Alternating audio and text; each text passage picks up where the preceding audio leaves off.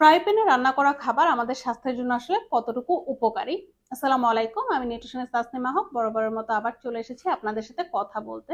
দেখা গেছে আমাদের আধুনিক সময়ে বা আমাদের শহরের জীবনে আমরা সবাই ফ্রাই প্যান ইউজ করতে অভ্যস্ত বা ফ্রাই প্যান ইউজ করে থাকি আমাদের তেল বাঁচাতে, সময় বাঁচাতে এবং কাজটাকে যাতে সোজা করে করা যায় এই কারণে।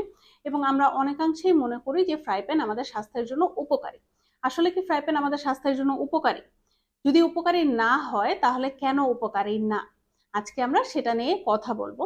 সাধারণত দেখা গেছে ফ্রাই প্যানের উপরে একটা কেমিক্যালের প্রলেপ দেয়া থাকে, যেটাকে আমরা টেফলন বলে থাকি। এই টেফলনটার কারণেই হচ্ছে আমাদের রান্না করার সময় অল্প তেল লাগে, খাবারটা কড়াইয়ের সাথে লেগে যায় না এবং রান্নাটা ইজি হয়।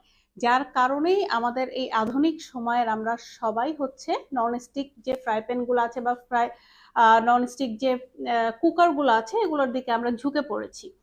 বেসিক্যালি হচ্ছে আমাদের যে ননস্টিক ফ্রাই প্যান আছে বা ননস্টিক যে জিনিসগুলোতে আমরা রান্না করে থাকছি, এটার মেইন যে হেলথ হ্যাজার্ডটা সেটা হচ্ছে এই টেফলনেই।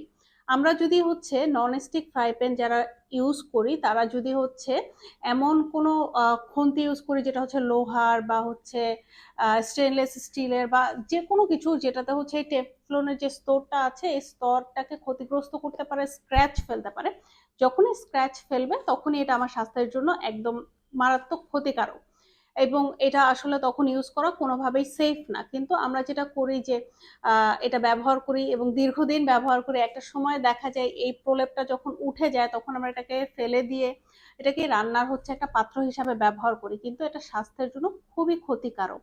এই যে স্ক্র্যাচটা পড়তেছে, এই স্ক্র্যাচ পড়ার ফলে যেটা হচ্ছে যে আমার খাবারের সাথে কেমিক্যালটা মিশে যাচ্ছে, এই টেফলন মিশে যাচ্ছে এবং এটা ছোট ছোট কণা আকারে আমাদের খাবারের সাথে চলে আসছে খাবারে। এর ফলে আমাদের স্বাস্থ্যের বিভিন্ন ধরনের সে হ্যাজার্ড করতেছে। ইভেন দো অনেকের এরকমও হতে পারে যে ক্যান্সারও হয়ে যেতে পারে, কারণ এটা একটা রাসায়নিক উপাদান এবং আমরা দীর্ঘদিন ধরে এটাকে কনজিউম করছি, যেটা আমার স্বাস্থ্যের জন্য কোনোভাবেই উপকারী না। উচ্চ তাপে বা গরমে যখন রান্না করা হবে তখন এখান থেকে এক ধরনের বায়ু নির্গত হয়। এই বায়ুটাকে বলা হয় পলিমার ফিউম ফিভার বা হচ্ছে টেফলন ফ্লু।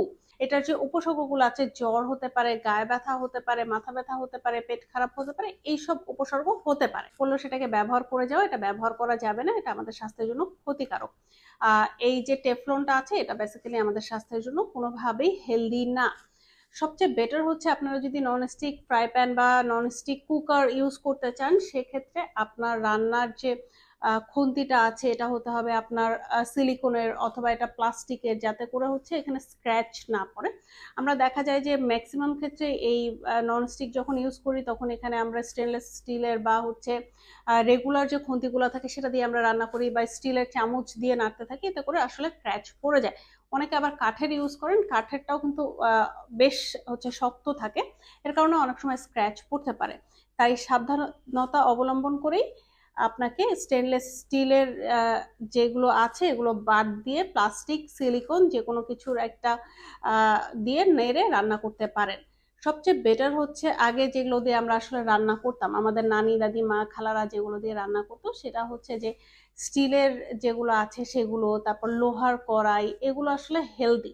তো আপনারা চাইলে লোহার কড়াই বা স্টিলের যেটাতেই চান রান্না করতে পারেন, নন স্টিকেও রান্না করতে পারেন, কিন্তু যাতে স্ক্র্যাচ না পড়ে এবং সাবধানতা অবলম্বন করে রান্না করবেন। এবং মোস্ট ইম্পর্টেন্টলি আপনি রান্নার সময় সকল সাবধানতা অবলম্বন করলেন, কিন্তু ধোয়ার সময় আপনি এই যে আমার যে মাজুনিটা আছে সেটা দিয়ে একটা ঘষা দিলেন, তখন কিন্তু এই টেফলনে স্ক্র্যাচ পড়বে। ফলাফল যেটা হবে যে আপনার সকল সতর্কতাই হচ্ছে বৃথা হয়ে যাবে। তাই আপনি এটা কি দিয়ে পরিষ্কার করছেন সেটা আপনাকে মাথায় রাখতে হবে। আশা করি আজকের ভিডিওটা আপনাদের জন্য উপকারী হবে এবং এই স্ক্র্যাচ এলা ফ্রাই প্যান আপনারা আজকের পর থেকে আর ইউজ করবেন না, এবং যদি ফ্রাই প্যান ইউজ করেন তাহলে সতর্কতার সহিতই ব্যবহার করবেন। আজকের ভিডিও এখানেই শেষ করছি। ইনশাআল্লাহ আগামী দিন অন্য কোনো টপিকসে আবার আপনাদের সাথে কথা বলবো। যারা এখন আমাদের চ্যানেলটিকে সাবস্ক্রাইব করেনি অবশ্যই আমাদের চ্যানেলটিকে সাবস্ক্রাইব করবেন, যাতে এরকম ভিডিও আরো বেশি বেশি করে পেতে পারেন এবং আমাদের ভিডিওগুলো কেমন লাগছে এটা জানাতেও ভুলবেন না।